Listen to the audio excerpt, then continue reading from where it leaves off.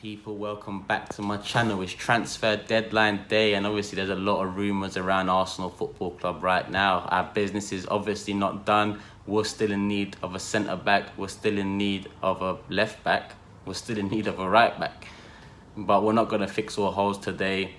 There is some positive news, and there does seem to be movements coming in and out of Arsenal right now, so let's just get straight into it. And Kieran Tierney, he was flying over to London yesterday. He's obviously here by now. He must have completed a medical, must have completed the contract negotiations and signing it on the dotted line.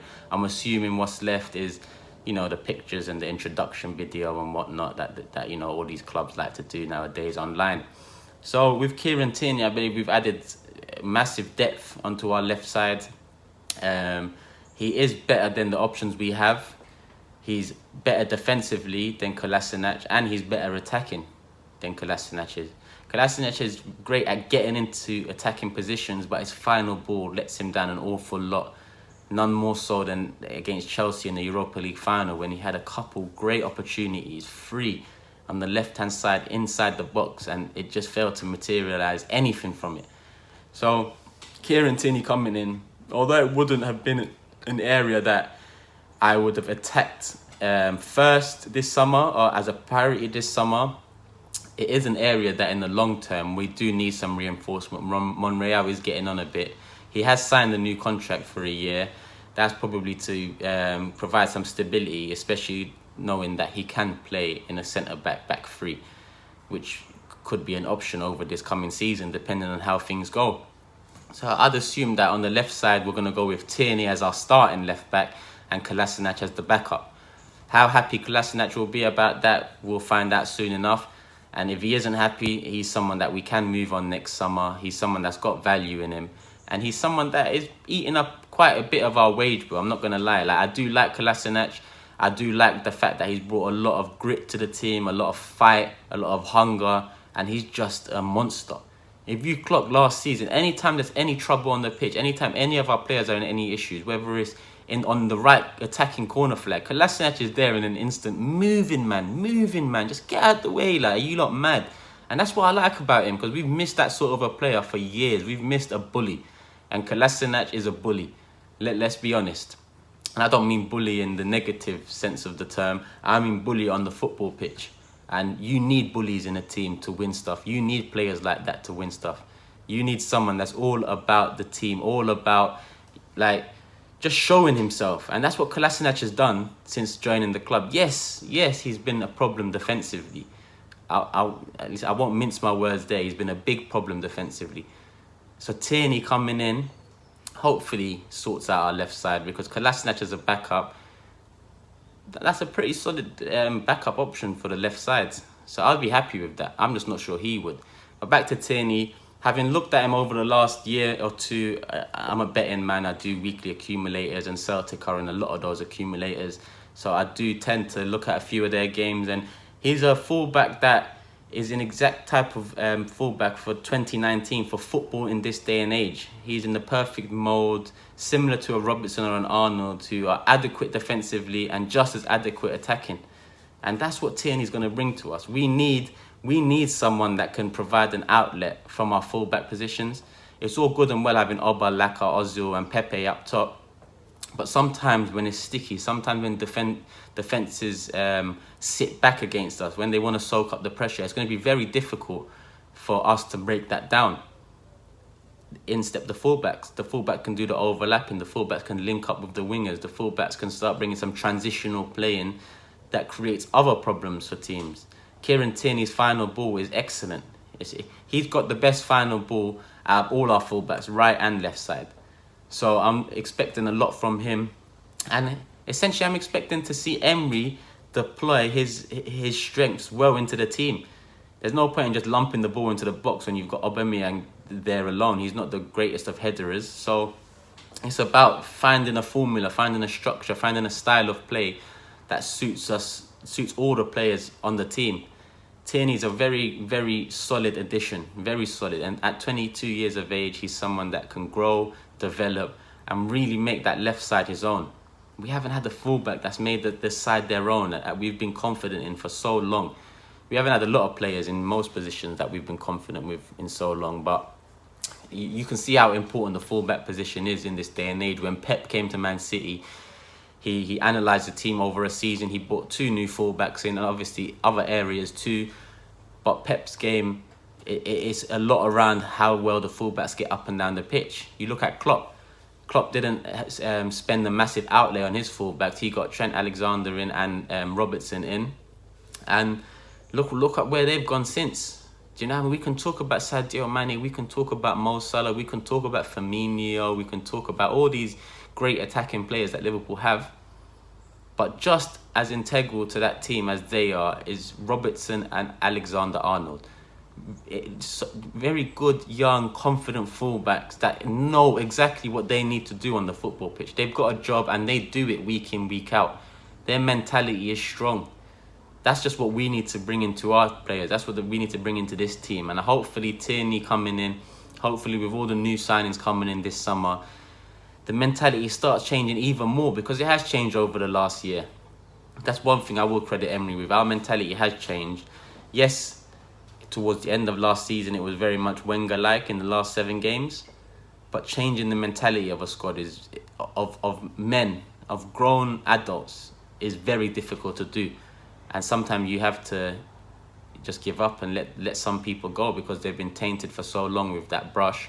They're not going to learn new methods. They're not going to get a bit more mature on the football pitch. They've lost it. They've lost it. And I'm looking at people like Mustafi. I'm looking at people like Xhaka for that, because I don't believe they will make it at Arsenal Football Club in terms of winning stuff and being part of a team that us fans can be proud of. So yeah, Tierney signing solid. I'd be happy if he gets sorted before the deadline. But obviously centre-back has been an issue for how long now? And all of a sudden, we've gone from Daniel Rugani loan, Dayot Upamecano bid, to David Luiz. All of a sudden yesterday, David Luiz wants to join Arsenal. I don't know where that came from. In my opinion, it stinks of the same shit that Cech was saying and Cech wanted when he left Chelsea. I just believe he doesn't want to leave London. I just believe Luiz is happy here. He doesn't want to have to move his family, move everything over to another country again. He's at an age now where it's probably his final contract or 2. I just don't believe that's the type of player, mentality-wise, we need to be signing. We need players that want to come here and excel, not players that want to come here just for convenience. I strongly believe that's why Cech came here, and I strongly believe that's why Luiz will come here. This morning, waking up, it looks like an 8 million fee has been agreed. So deadline day is in a few hours, but it seems that David Luiz is coming in.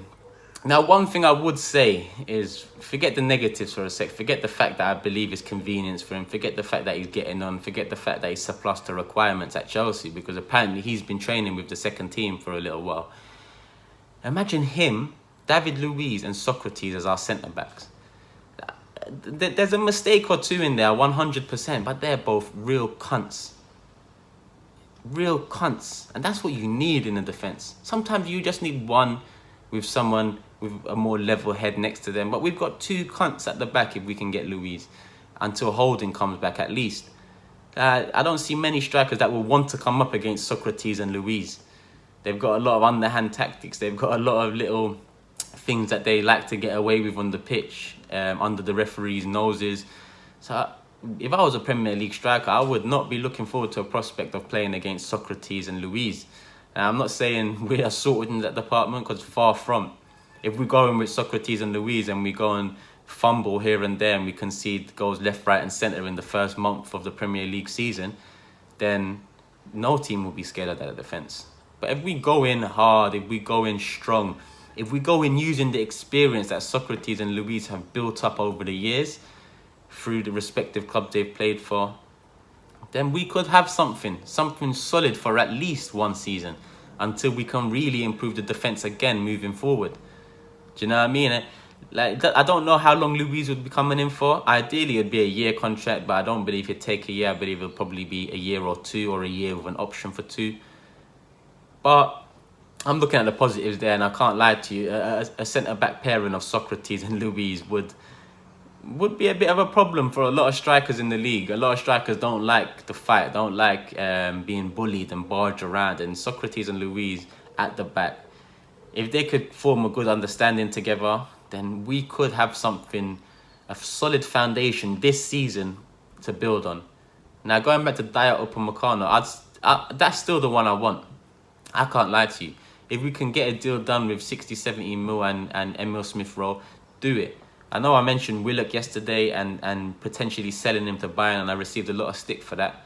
And I know Willock is a talent, but I just believe that Upamecano is a bigger talent. I can't lie to you. And he's a talent that we need in a position that we're in dire need. I know our centre mid position isn't all that with Xhaka, and people are not too confident with him. But at the end of the day, Upamecano is such a solid young defender that I would risk it. I would risk it. And look at Everton. Apparently, Everton have offered 30 mil for Iwobi, and we've rejected it because we want 40. Now listen, if Everton come back with a 35 million or 40 million bid for Iwobi, we need to take that money and run. Seriously, take that money and go and get Upamecano. Trust me. I don't believe Iwobi will ever be worth 35, 40 mil. So if we don't take the opportunity now to gazump Everton in a time when it looks like they're panicking, they couldn't get a few deals over the line, so the last couple of days of the window, they're going for Zaha, they're going for Iwobi, they're going for Smalling, they're just going for names left, right and centre to see who actually wants to come, who actually gets accepted. I don't know how we've rejected 30 mil. I would have taken that and made a move for Upamecano, but it is what it is. We've rejected it. Seems like we're holding out for more, so it seems like we're open to the idea of moving him on. But it's a risky game, I can't lie to you. If I was Everton and I get a 30 mil rejected for Iwobi, I'm not coming back with an improved bid. I'll probably go over to Crystal Palace and try and improve that bid and try and get Zaha over the line. 30 mil for Iwobi, I would have taken it and made some proper changes at the back this summer, rather than a stopgap signing in David Luiz or a Daniele Rugani. We could have done a bit more business there, but we'll see what happens today. Everton, obviously, they're definitely going to throw out some more bids left, right and centre. Will they come back for Iwobi? Who knows? But obviously, they'd need to come for Iwobi with sufficient time left for us to actually reinvest that money into another area in the squad. If it comes down to the final few hours and we let Iwobi go without bringing in a centre-back, a quality centre-back, then I can't lie to you, the fans would probably get down the neck of Kroenke and the board, because yes, we've made a massive signing in Pepe. Yes, we've got Tierney coming over the line. Yes, Saliba's coming next year and Ceballos is on loan. But when you really look at it, if we get 30, 40 mil for Iwobi and don't reinvest it, how much did we really spend this summer? I don't want to go too much into it because it all falls onto whether Iwobi gets sold and whether we reinvest. But essentially, if we do make any more sales for that type of money, then I want it reinvested immediately. Because now is the time. The risk is worth taking now because the reward is massive come the end of the season. Man United are all over the place. Chelsea seem to be all over the place. This is a massive, massive chance for Arsenal to get top 4. Massive. Without having to take too much of a risk either. Just a centre-back. Just go and spend a 60, 70 mil on the centre-back. Bring him in. You look at the noisy neighbours down the road, Tottenham. They're going for a 60, 70 mil signing again after Ndombele. They've managed to keep hold of Eriksen. They've managed to keep hold of Alderweireld. 2 of the big names that have a year left on their contract. Yeah, it's going to be a season where we've had in the past few, with Sanchez and Ozil running down contracts, Ramsey. They're going to have Alderweireld and Eriksen running down their contracts, which could, again, play in our favour for the top 4 hopes. We also had that news and the constant speculation about Ozil and Sanchez affected our season. Hopefully, speculation regarding Alderweireld and Christian Eriksen can play a part in having an effect on their season. Then again, they're close to Dybala. If they get him over the line, then Eriksen might be surplus to requirements. So they are proactively trying to sort out areas where they might need players next summer. That's what I like about what Tottenham are doing. They're being proactive about it. If they bring Dybala in, it's because Eriksen's either going today or next summer, or even in January for a fee. So they're thinking ahead. That's what Arsenal have failed to do over the years. So we need to start really thinking ahead. We've shown that with a Saliba signing. We've shown it with a Martinelli signing. But when we've got holes in the team, let's make sure we fill them in ASAP. Even if we was to talk to RB Leipzig and sort out a pay now and get Upamecano next year, I know fans and will be aggrieved saying, oh, not again, we've bought a centre-back but loaned him out. At least we're doing something to sort it out next year, proactively searching for the replacements for next year. Remember when Liverpool done it with Naby Keita? They know they needed him. They thought, you know what, you lot want to keep him for the year, we'll pay you the money. Let's take him next summer. Depending on whether you finish top 4, 5th, 6th, determines how much we actually pay you. But essentially, he gets another season at the club. Liverpool know they're getting a reinforcement in an area they need in 12 months' time. Job done. Job done. They can focus on other positions. So I'm hoping there's a lot more things to come in the final few hours of the transfer window today. I'll bring some more videos to you as we go along. Hopefully a welcome to Arsenal Kieran Tierney video. I know DT was quick with his, but it seems like he was justified. It seems like he was right. Kieran Tierney is coming. And David Luiz, let me know in the comments below what you think about these potential signings. I know Tierney is a gas thing. I know we're all happy with that. But David Luiz, is he the man we should be bringing in at this crucial period in Arsenal's timeline? I'm not too sure. I can't lie to you, I'm not too sure. And Iwobi, would you lot sell him for 30 mil? Would you lot sell him for 30 mil? I know I got a lot of Nigerian followers on here, and I know Iwobi's your guy. I get that, I understand, trust me. But understand, 30 mil, would you let him go to improve another area of the squad? I would. What do you guys think? Continue to support. Obviously, Turkish LDN on Instagram, Turkish LDN on Twitter. Follow me on them social media channels. And yeah, continue leaving feedback, comments. Appreciate it all. Love people. Love people.